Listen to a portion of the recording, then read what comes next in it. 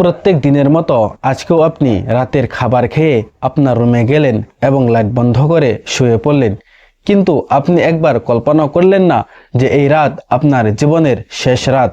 এই রাতের পর হয়তো আপনি আর কখনোই এই দুনিয়া দেখতে পারবেন না। একবার ভেবে দেখুন, আপনি আপনার জীবনে কত ধরনের গুনাহ করেছেন। এমন অনেক ধরনের গুনাহ করেছেন যেগুলো গুনাহ আপনার মনেই নাই, কিন্তু আপনার নামায় আমলে সেই গুনাহগুলো লেখা হয়ে গেছে। আর এই গুনাহ নিয়ে যদি আপনি এই দুনিয়া ছেড়ে যান, তাহলে আপনার আখেরাতে কি অবস্থা হবে, পরকালে আপনার কি অবস্থা হবে। হুজুর পাক সাল্লাল্লাহু আলাইহি সাল্লাম বলেন যে আল্লাহ তাআলা তার বান্দার তওবা ওই পর্যন্ত কবুল করেন যে পর্যন্ত ওই বান্দা মরণের শেষ পর্যন্ত না চলে যায়। যখন বান্দা মরণের শেষ পর্যায়ে চলে যায়, তখন আর ওই বান্দার কোনো তওবা কবুল করা হয় না। আমরা এখনো মরার শেষ পর্যায়ে চলে যাই নাই, সেই জন্য আমাদের হাতে এখনো সময় আছে। আল্লাহ তাআলা এখনো আমাদেরকে সুযোগ দিয়েছে, আর আমরা যদি সেই সুযোগকে ব্যবহার না করি, তাহলে আমাদের চাইতে আর মূর্খ কেউ হবে না। তো চলুন আমরা জেনে নেই যে আমাদের তওবা কেন কবুল হয় না, আর আমরা কিভাবে তওবা করলে আল্লাহ তাআলা আমাদের তওবা কবুল করবেন। প্রিয় ভাই ও বোনেরা, আমরা অনেক সময় দেখি যে কোনো ব্যক্তি যদি কোনো খারাপ কাজ করে, তাহলে বড় মানুষ বলে যে তাকে তওবা করাও, তাকে তওবা পড়াও। কিন্তু আমরা কেউ জানি না যে তওবার মেন উদ্দেশ্য কি, তওবা কেন করতে হয়, আর তওবা কিভাবে করতে হয়। তওবা কোনো শব্দ না যে আমি মুখ দিয়ে বললাম এবং আমার তওবা হয়ে গেল, বা তওবা কোনো কাজ না যে আমি সেই কাজটা করলাম এবং আমার তওবা সম্পূর্ণ হয়ে গেল। সহি শুদ্ধভাবে তওবা করার জন্য সর্বপ্রথম আমাদের জানতে হবে গুনাহের কয় প্রকার। সর্বপ্রথম গুনাহের দুই প্রকার, একটি হলো হকুকুল ইবাদ আর দুই নম্বরটি হলো হকুকুল্লাহ। হকুকুল ইবাদ ওই গুনাহকে বলা হয় যে গুনাহটি কোনো বান্দার সাথে জড়িত থাকে।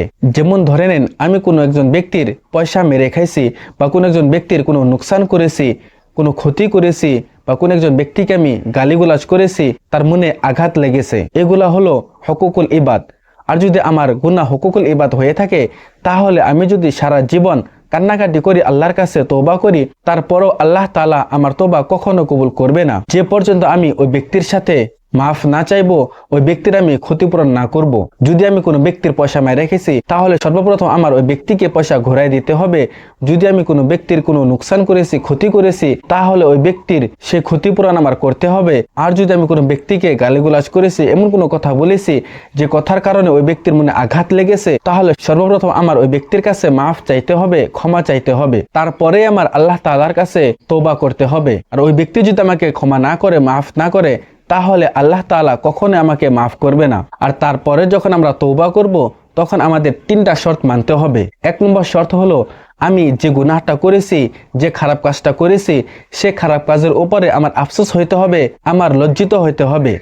আর দুই নম্বর শর্তটি হলো, আমি যে খারাপ কাজটি করেছি, আমার মনে এমন ইরাদা করতে হবে যে আমি ওই খারাপ কাজ, ওই গুনাহের কাজ, আমার মরার আগ পর্যন্ত আমি কখনো ওই খারাপ কাজের পাশেও যাব না। আর তিন নম্বর শর্ত হলো আল্লাহ তাআলার কাছে খাস দিল দিয়ে তওবা করা। আর সবচাইতে ভালো পদ্ধতি হলো প্রথমে 2 রাকাত নফল নামাজ পড়ে আল্লাহ তাআলার কাছে 2 হাত তুলে তওবা করা, আল্লাহ তাআলার কাছে মাফ চাওয়া, ক্ষমা চাওয়া। আর আমরা যদি এই পদ্ধতিতে আল্লাহ তাআলার কাছে তওবা করি, তাহলে নিশ্চয় আল্লাহ তাআলা আমাদের তওবা কবুল করবেন। প্রিয় ভাই ও বোনেরা, এই দুনিয়ার কোনো বস্তুরই কোনো গ্যারান্টি নাই। শুধু একটা বস্তুরই গ্যারান্টি আছে, যে আমরা এই দুনিয়া ছেড়ে চলে যাইতে হবে, আমাদের একদিন মরণ আসবেই। কুল্লু নাফসিন যায়িকাতুল মাউত, এই বস্তুটারই ফুল গ্যারান্টি আছে। সেই জন্য আমরা মরার আগে খাস দিল দিয়ে তওবা করা আমাদের জন্য অনেক জরুরি।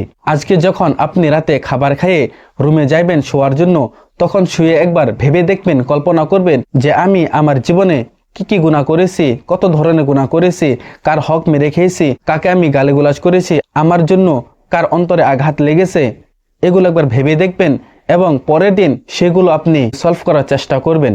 দেখবেন আপনি অটোমেটিক আপনার অন্তরে শান্তি পাইবেন।